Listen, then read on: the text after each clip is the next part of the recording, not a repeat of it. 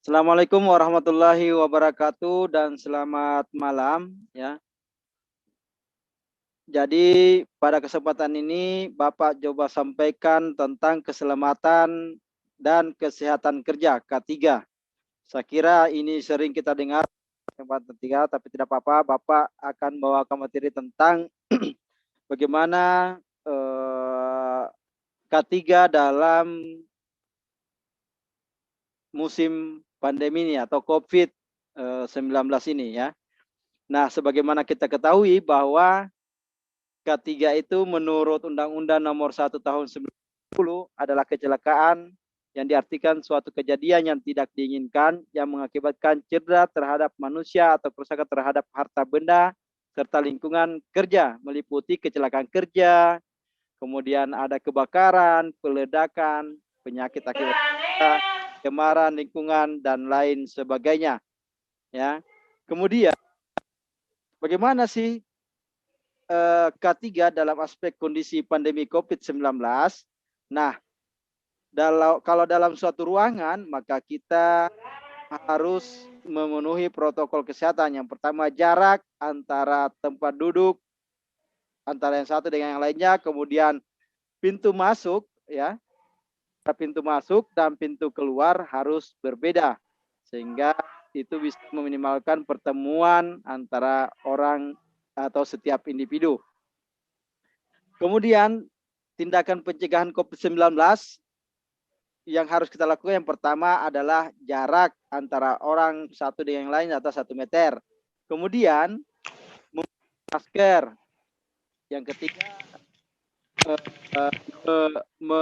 kalau memungkinkan ya harus memakai sarung tangan. Kemudian setiap kemana-mana, setiap habis mengambil aktivitas, maka kita harus gunakan hand sanitizer ya untuk membersihkan kontak yang bekas kontak yang kita lakukan. Nah, yang perlu juga diperhatikan adalah kita harus selalu berhati-hati dan memperhatikan berbagai hal. Yang pertama adalah masker yang sangat sulit digunakan khususnya jika seseorang dengan penyakit bawaan. Nah, ini harus diperhatikan bahwa tidak setiap saat masker harus digunakan oleh individu, harus disesuaikan ya.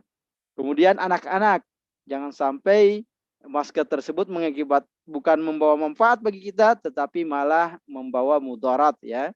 Nah, itu berarti. Jadi masker sangat sulit digunakan khususnya jika seseorang dengan penyakit pernapasan bawaan. Makanya ada penyakit bawaan seperti asma, kemudian susah bernapas dan lain sebagainya, sebaiknya tidak menggunakan masker, tetapi dicari alternatif yang bisa menyemai dari tersebut ya, atau menghindar dari kerumunan orang ya. Nah, masker dapat efektif digunakan jika ya yang pertama memiliki filter. Jadi tidak semua masker dapat berfungsi sebagai protokol kesehatan ya, karena dia memenuhi syarat. Yang pertama memiliki filter ya. Yang kedua adalah dipakai dengan benar dan tidak longgar. Nah, jangan sampai masker hanya sekedar menggugurkan kewajiban seperti rahasia dan sebagainya. Nah, atau masker bukan masker di mulut tapi masker di kepala atau di dagu ya. Yang ketiga adalah tidak digunakan oleh orang yang berbeda. Jangan saling tukar-tukar masker. Nah, yang keempat adalah yang terpenting adalah memudahkan bernapas. Seperti yang Bapak sampaikan tadi bahwa jangan sampai masker ini malah membawa mudarat bagi kita. Kira demikian untuk penggunaan K3 dalam kehidupan sehari-hari, terutama K3 pada saat pandemi COVID-19.